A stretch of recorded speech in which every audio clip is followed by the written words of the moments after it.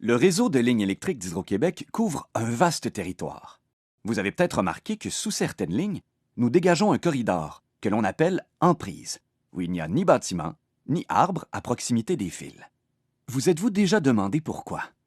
Eh bien, c'est à la fois pour votre sécurité et pour vous assurer un service fiable. Laissez-nous vous expliquer.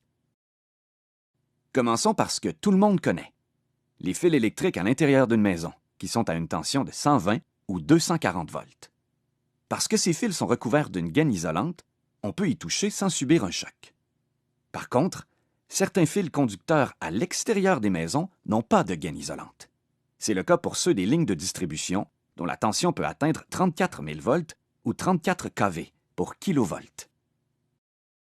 Il n'y a pas de gaine isolante non plus autour des lignes de transport, dont la tension peut aller jusqu'à 765 000 volts. C'est 6 000 fois plus que les fils de votre maison. Aussi, pour éviter que la végétation ne s'approche trop des fils, Hydro-Québec doit s'assurer que toute l'emprise soit dégagée. La construction d'une ligne aérienne est la solution généralement la plus économique et celle qui est la plus avantageuse du point de vue technique.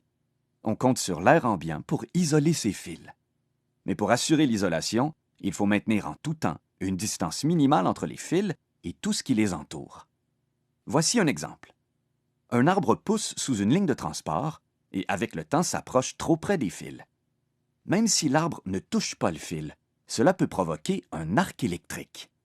Cet arc électrique peut entraîner une panne, déclencher un incendie ou même provoquer des blessures graves. Pour la sécurité de tous, rien ne doit s'approcher de ces fils électriques. Ni vous, ni vos outils, ni une partie d'un arbre pendant des travaux d'élagage ou d'abattage. Il existe plusieurs types de lignes. Les lignes de distribution sillonnent nos quartiers. Les fils au sommet de leurs poteaux n'ont pas de gaine isolante et peuvent atteindre une tension de 34 000 volts. La distance minimale à respecter autour de ces fils lors des travaux est de 3 mètres. C'est-à-dire que rien ne doit s'approcher à moins de 3 mètres de ces fils.